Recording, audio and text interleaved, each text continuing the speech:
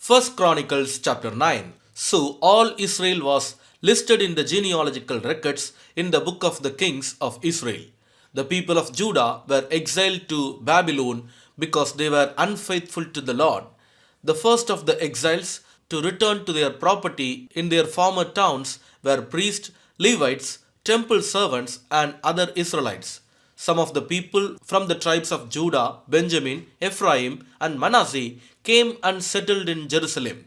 One family that returned was that of Uttai, son of Ammihud, son of Omri, son of Imri, son of Bani, a descendant of Perez, son of Judah. Others returned from the Shilonite clan, including Azariah, the oldest, and his sons. From the Zerahite clan, Jeuel returned with his relatives. In all, 690 families from the tribe of Judah returned. From the tribe of Benjamin came Sallu, son of Meshullam, son of Hodaviah, son of Hasenuah, Ibneiah, son of Jeroham, Elah, son of Uzzi, son of Mikri, and Meshullam, son of Shephatiah, son of Reuel, son of Ibnijah. These men were all leaders of clan and they were listed in their genealogical records. In all, 956 families from the tribe of Benjamin returned. Among the priests who returned from Jedaiah, Jehoarib, Jachin, Azariah, son of Ilkiah, son of Meshullam, son of Zadok, son of Meraioth, son of Ahitub. Azariah was the chief officer of the house of God. Other returning priests were Adaiah, son of Jeroham, son of Pashur, son of Malkijah, and Masai, son of Adiel, son of Jareth, son of Meshullam, son of Meshilemith, son of Immer. In all, 1760 priests returned. They were heads of clans and very able men. They were responsible for ministering at the house of God. The Levites who returned were Shemaiah, son of Hashub, son of Azrikam, son of Hashabiah, a descendant of Merari, Bakbakar, Heresh, Galal, Mataniah, son of Micah, son of Zikri, son of Asaph, Obadiah, son of Shemaiah, son of Galal, son of Jebutun, and Berakiah, son of Asa, son of Elkanah, who lived in the area of Netophah. The gatekeepers who returned were Shallum, Akub, Talmon, Ahiman, and their relatives. Shallum was the chief gatekeeper. Prior to this time, they were responsible for the king's gate on the east side. These men served as gatekeepers for the camps of the Levites. Shallum was the son of Kur, a descendant of Abisaph from the clan of Korah.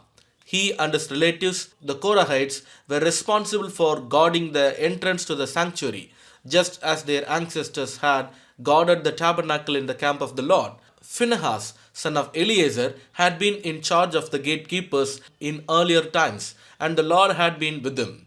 And later, Zechariah, son of Meshelemiah, was responsible for guarding the entrance to the tabernacle. In all, there were 212 gatekeepers in those days, and they were listed according to the genealogies in their villages.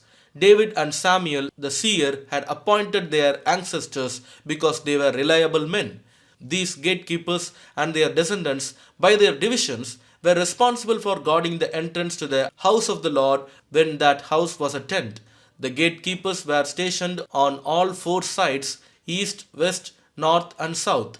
Their relatives in the villages came regularly to share their duties for 7-day periods. The four chief gatekeepers, all Levites, were trusted officials, for they were responsible for the rooms and treasuries at the house of God. They would spend the night around the house of God, since it was their duty to guard it and open the gates every morning. Some of the gatekeepers were assigned to care for the various articles used in worship. They checked them in and out to avoid any loss. Others were responsible for the furnishings, the items in the sanctuary, and the supplies such as choice flour, wine, olive oil, frankincense, and spices. But it was the priest who blended the spices. Mattithiah, a Levite and the oldest son of Shallum, the Korahite, was entrusted with baking the bread used in the offerings. And some members of the clan of Kohath were in charge of preparing the bread to be set on the table each Sabbath day. The musicians, all prominent Levites, lived at the temple. They were exempt from other responsibilities since they were on duty at all hours. All these men lived in Jerusalem.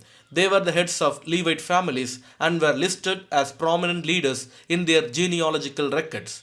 Jael, the father of Gibeon, lived in the town of Gibeon. His wife's name was Maacah, and his oldest son was named Abdon. Jael's other sons were Zur, Kish, Baal, Ner, Nadab, Gedor, Ahio, Zechariah, and Mikloth. Mikloth was the father of Shimeam.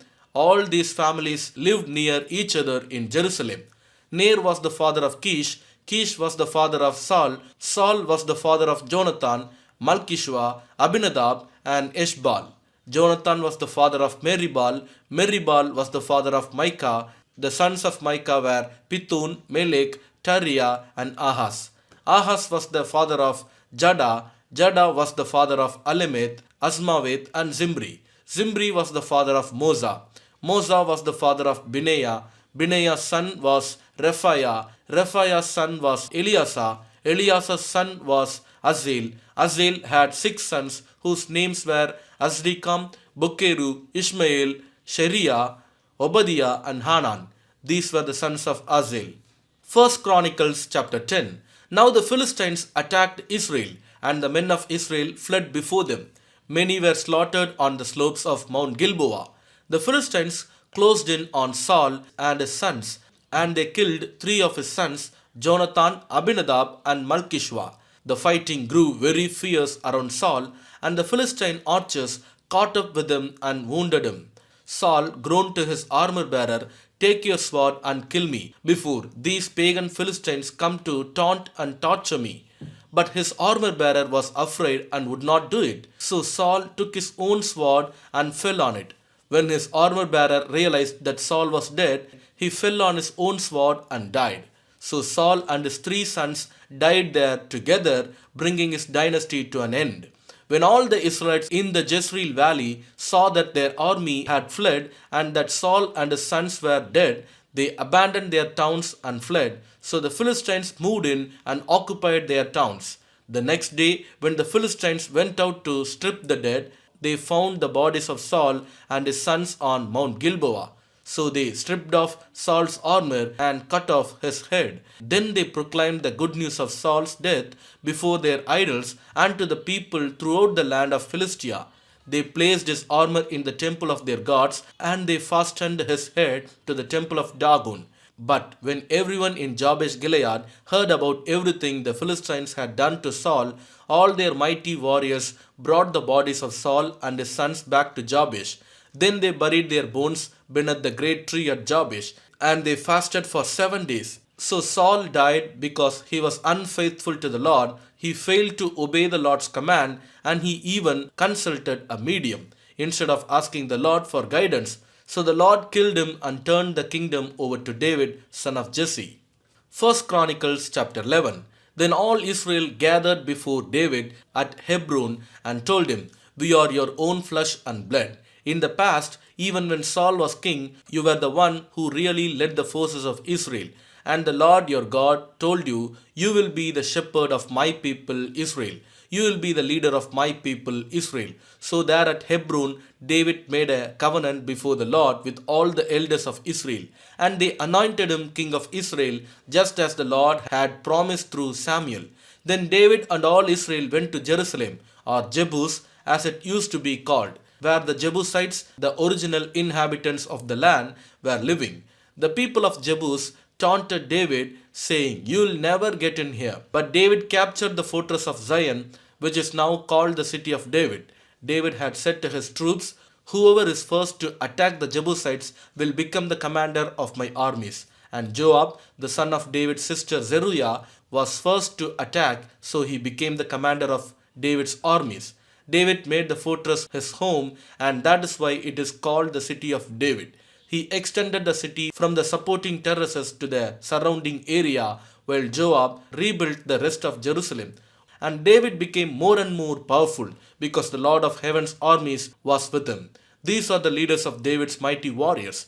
Together with all Israel, they decided to make David their king, just as the Lord had promised concerning Israel. Here is the record of David's mightiest warriors. The first was Jashobeam the Hakmonite, who was leader of the 3 mightiest warriors among David's men.